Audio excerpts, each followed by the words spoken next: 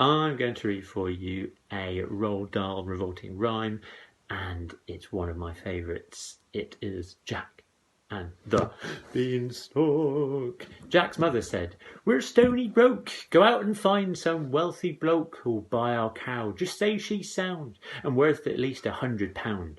But don't you dare to let him know that she's as old as Billy-O."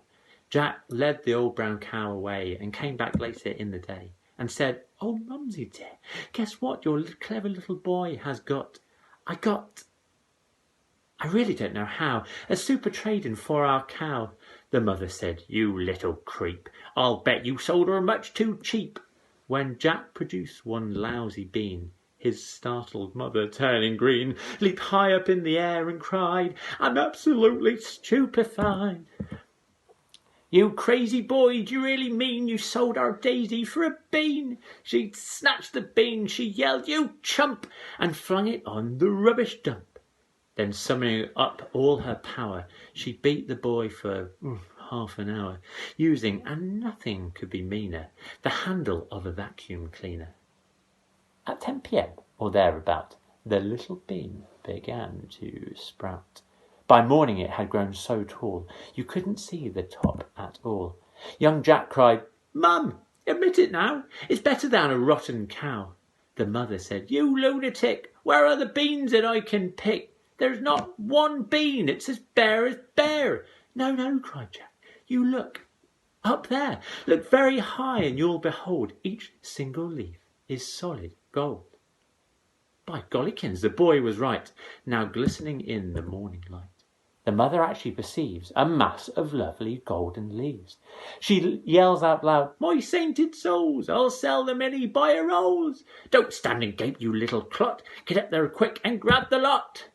Jack was nimble. Jack was keen.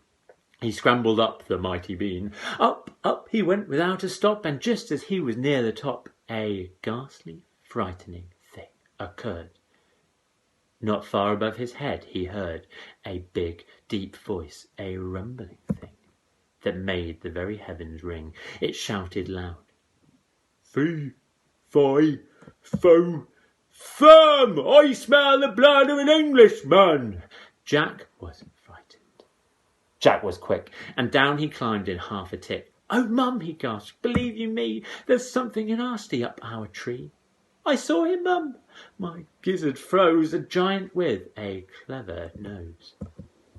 "A clever nose," his mother hissed. "You must be going round a twist." "He smelled me out, Mum. I swear it, Mum. He said he smelled an Englishman." The mother said, and well he might. "I've told you every single night to take a bath because you smell. But would you do it? Would you, hell? You even make your mother shrink because of your unholy stink."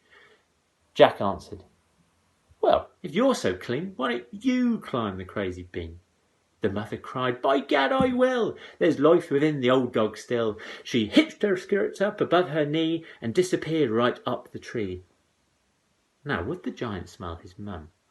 Jack listened for the fee, fo, fum. He gazed aloft. He wondered when the dreaded words would come. And then, from somewhere high above the ground, there came a frightful crunching sound.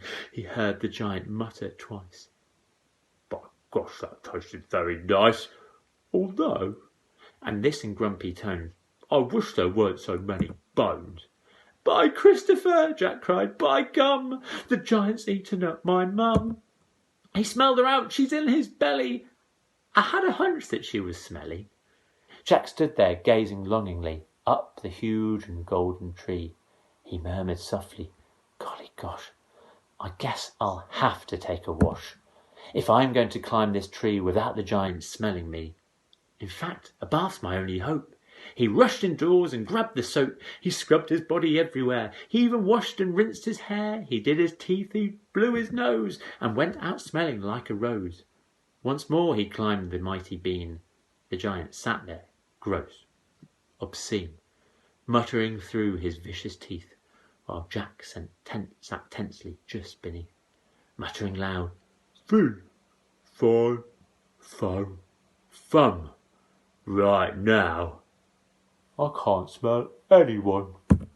Jack waited till the giant slept, then out along the boughs he crept, and gathered so much gold, I swear, he was an instant millionaire. "A bath," he said, "does seem to pay. I'm going to have one every day."